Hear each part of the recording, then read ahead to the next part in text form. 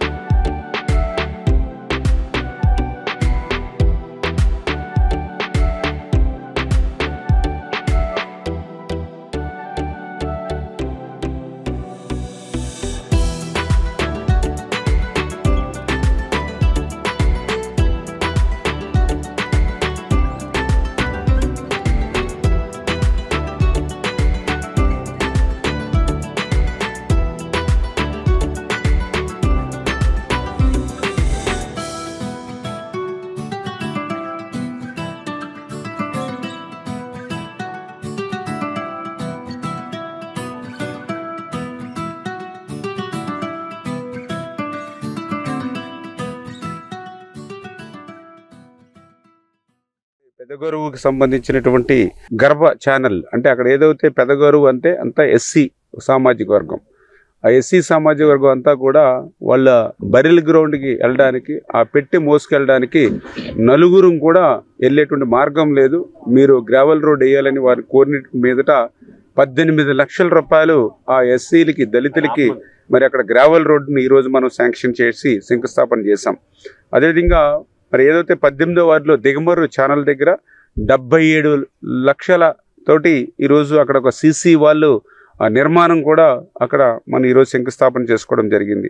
అదేవిధంగా 23వ వార్డు మరి ఏదైతే బెజవాడ కోడు అండర్ టన్నెల్, ఎందుకంటే మన ఎన్టీఆర్ టిట్కో ఇళ్ళ దగ్గర నుంచి డ్రైనేజ్ వాటర్ రావాలి, ఇంకొక పక్క టౌన్లో ఉన్నటువంటి డ్రైనేజ్ వాటర్ రావాలి. ఈ 2 డ్రైనేజ్ వాటర్లు పోవాలి. ఈ డ్రైనేజ్ వాటర్ కలవకుండా మళ్ళీ దాని పైనుంచి మన ఏదైతే రీస్టాబ్లిష్ వచ్చే ఏదైతే ఛానల్ ఉందో ఆ వాటర్ మళ్ళీ ఇటు ఆగర్ రావాలి, గోరింటాడ ఛానల్. అంతేత దాన్ని దృష్టిలో పెట్టుకుని మరి డ్రైన్ వాటర్ కింద నుంచి వెళ్ళిపోయేలాగా, కెనాల్ వాటర్ పైనుంచి వెళ్ళేలాగా అక్కడ కూడా మనం ఒక 100 టన్నెల్ 30 లక్షల రూపాయలతోటి అక్కడ కూడా నిర్మాణానికి కూడా శంకుస్థాపన చేసాం. అదేవిధంగా పూలపల్లిలో మరి 5 ఏదైతే మైనర్ డ్రైన్లకి ఒక 20 లక్షల రూపాయలతోటి, ఎందుకంటే ఆ మైనర్ డ్రైన్ ఏదైతే పొలపల్లి ఇప్పుడు శంకుస్థాపన చేసాం మీ అందరికీ తెలుసు. చిన్నపాటి వర్షం వస్తే హౌసింగ్ బోర్డులో సగం పూర్తి నీటిలో, లాస్ట్లో నేను చూశాను మోటార్ సైకిల్ కూడా వెళ్ళాలి ఆ నీళ్ళల్లో, బొడ్డు లోతు నీళ్ళు వచ్చాయి హౌసింగ్ బోర్డులో. నిజంగా ఏదో ఒక జలాశయాల మాదిరిగా తయారయ్యి ఆ నీరంతా లాగాలంటే బెజవాడ కోడి నుంచే ఈ మొగల్తూరు డ్రైన్కి రావాలి. ఆ రకంగా ఈరోజు 20 లక్షల రూపాయలు పెట్టి ఈరోజు ఆ డ్రైన్కి ఇవాళ డీసిల్టింగ్ చేస్తాను. నాకు తెలుసుండి ఒక 6-7 సంవత్సరాల వరకు అసలు కనీసం గిద్దుడు మట్టి తీయలేదు ఆ డ్రైనేజ్ నుంచి. ఎప్పుడైనా వర్షాలు బాగా పడి టౌన్ మునిగిపోతే అప్పటికప్పుడు కమిషనర్ చిన్న జేసీబీ పెట్టి అటు ఇటు మరి ఏదో షో చేసి కాలక్షేపం చేయడం తప్ప ఇట్లాంటి నిర్మాణాత్మకమైన పని చేయాలి. అదేవిధంగా ఇప్పుడే మనం చూసాం ఏదైతే ఆగర్రు వడ్లవాని కోడికి సంబంధించి సీసీ వాళ్ళు 1,88 లక్షలు.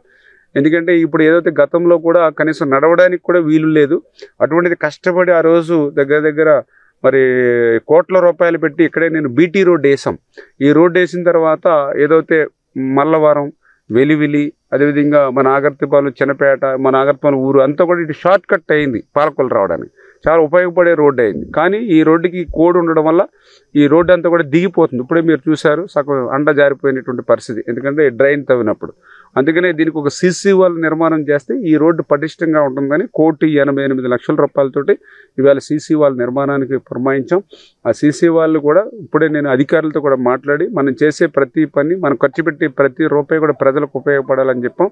ఇప్పుడు ఎస్సీ కూడా, ఎందుకంటే డిజైన్స్, ఎందుకంటే ఇటు రోడ్డుకి అటు డ్రైన్కి రెండింటికి ఉపయోగపడే విధంగా ఉండాలి మన డిజైన్. అట్లా కాకుండా ఏదో ఇష్టానుసారంగా మనం చేస్తే రేపొద్దు ఉపయోగపడదు. దానికి ఉదాహరణ ఇప్పుడు సబ్ రిజిస్టర్ ఆఫీస్. ఇంకా సబ్ రిజిస్టర్ ఆఫీస్ దగ్గర మీ అందరికీ తెలుసు ఏదైతే బాక్స్ కలవర్టి కింద సిమెంట్తో క్లోజ్ చేశారు. నిజంగా అది కొంచెం ఆలోచన చేసి అటువైపు ఇటువైపు వాళ్ళని ఇంకొక 3 ఫీట్ పైకి లేపి ఏదైతే మన రోడ్డుతో పాటు సమానంగా స్లాబ్ వేసి ఉంటే నిజంగా ఆ రోడ్డు మీద మనం నడుస్తూ ఉందాం, ఈ మోటార్ సైకిల్ కానీ కార్లు కానీ దాని మీద పార్కింగ్ చేసుకునేవారు. దాన్ని ఏం చేశారు, ఒక 3 feet డౌన్లో కట్టారు. దాంతో అది డస్ట్బిన్లో ఉపయోగపడుతుంది. అవతలలో ఆ డస్ట్బిన్లోకి దాంట్లోకి ఇసిరేస్తున్నారు. మనం శ్రమదానం చేసాం. ఒక్క 3 feet పైకి కట్టి ఉంటే స్లాబ్ దీంతో పాటు సమానంగా వేసుంటే ఎంత ఉపయోగపడి ఉండేది. సింపుల్, దానికి పెద్ద ఖర్చు అవ్వదు. స్లాబ్ 3 అడుగులు కింద వేసిన ఒకటే, పైన వేసిన ఒకటే. ఒక్క 3 feet వాల్ పెరుగుతుంది అంతే. అంటే 5% రేట్ చేస్తే సరిపోతుంది ఖర్చు. అంటే ₹1,00,00,000కి ఒక 5 లక్షలు అదనం అవుద్ది. కానీ మొత్తం 100% కూడా మనకి వేళ ఉపయోగంలోకి వచ్చి ఉండేది. ఆ కెనాల్ మొత్తం పొడవంతా అంతే, దేనికి ఉపయోగపడకుండా అవుతుంది. నీళ్లు వదిలినప్పుడు కూడా మళ్ళీ కాలువ బాగు చేయాలన్నా కూడా హెడ్ తాసేస్తుంది పైన స్లాబ్. అదే మీకు 3 అడుగుల హైట్లో స్లాబ్ ఉందనుకోండి, ఎక్కడైనా క్లీన్ చేసుకునేవాడు కూడా కొంచెం ఈజీగా ఉంటుంది. కింద ఎక్కడ చెత్త పడిన అది కూడా ఉపయోగం లేకుండా పోతుంది. అంటే కొంచెం మనం బ్రెయిన్ పెట్టి పరిజ్ఞానాన్ని ఉపయోగించకపోతే కోట్ల రూపాయలు ఖర్చు పెట్టినా కూడా ఉపయోగపడదు. అంటే ఆ రకంగా కూడా మేము చూసుకోవాల్సి వస్తుంది. అంటే ఈ డబ్బులు తేవడమే కాదు, టెండర్లు కూడా ఇప్పుడు ఇలాంటి సీసీ వాల్స్ లేకపోతే బ్రిడ్జిలు లేకపోతే కన్స్ట్రక్షన్స్ వర్క్స్ అంటే కూడా ఏజెన్సీలు ముందుకు రావట్లేదు. ఏడాది పాలనలో చంద్రబాబు ఘోర వైఫల్యాల నుంచి ప్రజల దృష్టి మళ్లించేందుకే లిక్కర్ స్కామ్ అంటూ డైవర్షన్ పాలిటిక్స్ చేస్తున్నారని మాజీ ప్రభుత్వ చీఫ్ విప్ గడికోట శ్రీకాంత్ రెడ్డి ఆగ్రహం వ్యక్తం చేశారు. రాయచోటిలోని పార్టీ జిల్లా అధ్యక్షుడు ఎమ్మెల్యే ఆకేపాటి అమర్నాథ్ రెడ్డితో కలిసి నిర్వహించిన మీడియా సమావేశంలో ఆయన మాట్లాడుతూ గత సీఎంఓలో పనిచేసిన అధికారులు ధనుంజయ రెడ్డి, కృష్ణమోహన్ రెడ్డిలను లేని లిక్కర్ స్కామ్లో దోషులుగా చూపడం వారి అరెస్టు దీనిలో భాగమేనని మండిపడ్డారు. కూటమి ప్రభుత్వం ఏడాది పాలనలో ఒక్క ఎన్నికల హామీని కూడా సక్రమంగా అమలు చేయక ప్రజాగ్రహాన్ని చవిచూస్తోందని అన్నారు. దీని నుంచి బయటపడేందుకు గత ప్రభుత్వంపై అవినీతి ఆరోపణలు చేస్తూ తప్పించుకునే యత్నం చేస్తున్నారని ధ్వజమెత్తారు. ఏ రకంగా డైవర్షన్ పాలిటిక్స్ చేయాలి, ఏ రకంగా కుట్రపూరిత రాజకీయాలు చేయాలి అన్నటువంటివి ఇప్పుడు అనుసరిస్తున్నారు. ఒక సిన్సియర్ అధికారులుగా పేరు పొందినటువంటి ధనంజయ రెడ్డి గారి కానీ కృష్ణమోహన్ రెడ్డి గారిని కానీ నిర్దాక్షిణంగా 3 రోజులు ఎంక్వైరీ చేశారు. వాళ్ళ విషయాలన్నీ కూడా ఏవేవి వాళ్ళకి తెలుసు అన్ని విషయాలు కూడా వాళ్ళ దగ్గర నుంచి రాబట్టుకున్నారు. వాళ్ళ విషయాలు ఓపెన్గా అన్నీ కూడా చెప్పగలిగారు. తిరిగి వాళ్ళని ఏదో ఒక రకంగా వాళ్ళని ఇబ్బందులు పెట్టాలి, తద్వారా అందరినీ కూడా భయాందోళనకు గురి చేయాలి అన్నటువంటి ఒక ఆలోచన పెట్టుకొని జగన్మోహన్ రెడ్డి గారిని టార్గెట్ చేయాలన్నటువంటి ఉద్దేశం లోపల ఇంటర్నల్గా పెట్టుకొని వాళ్ళని అరెస్టుకు చేయాలన్నటువంటి భావించడం, ఎటువంటి ఆధారాలు లేకపోయినా ఆధారాలు ఉన్నాయని బకాయిస్తున్నారు, ఆధారాలు చూపించని చెప్పి కోర్టు ప్రశ్నించింది. ఏ ఆధారాలు లేకపోయినా కేవలం భయభ్రాంతులకు గురి చేయాలన్నటువంటి ఒక ఉద్దేశం. ఈరోజు గత సంవత్సరం నుంచి చూస్తున్నాం.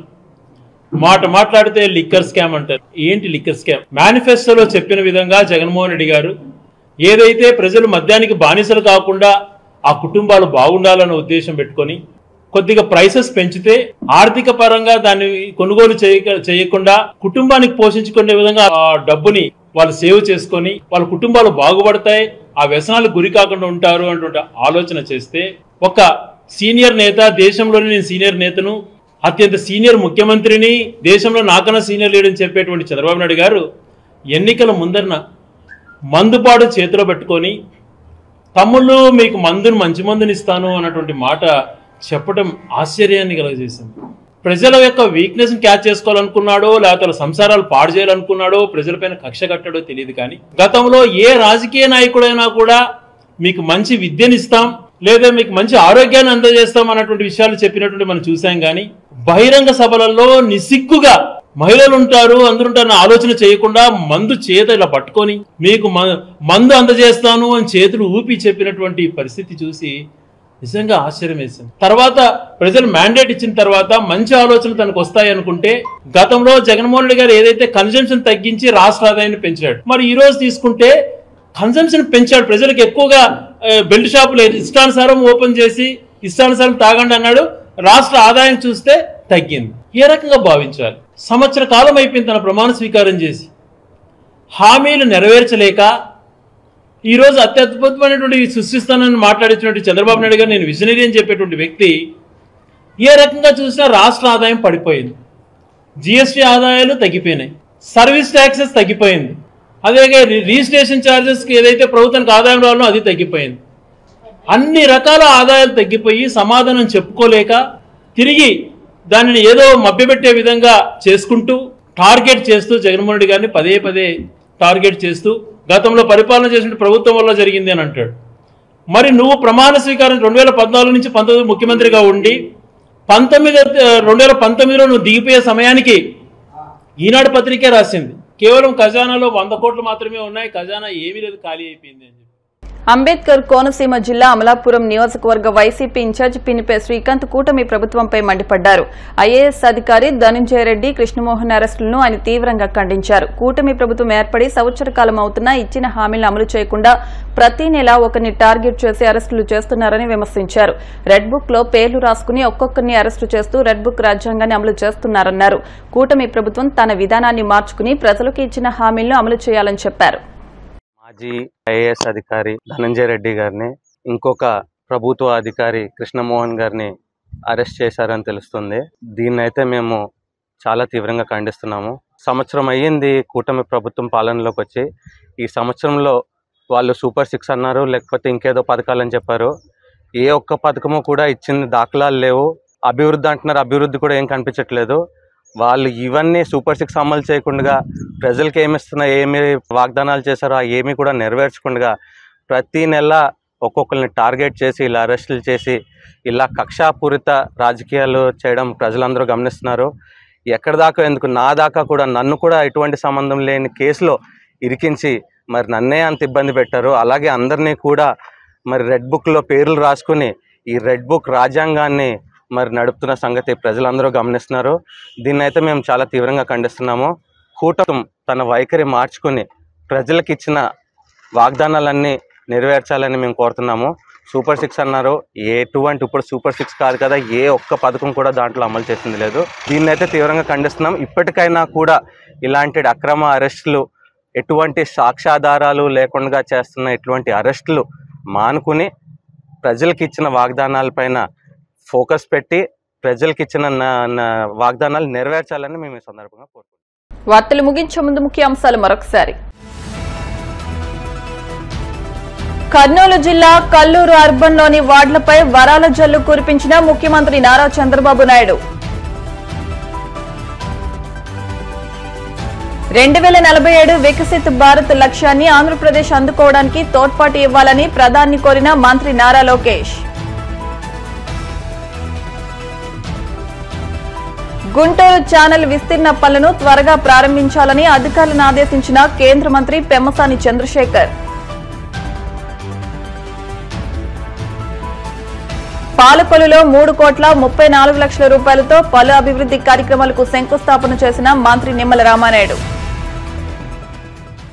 ఈ వార్తలు ఇంతటితో సమాప్తం. మరిన్ని వార్తల కోసం BCN digital YouTube channel, Facebook page ను ఫాలో అవ్వండి. అప్డేట్ వార్తల కోసం ప్లీజ్ సబ్స్క్రైబ్.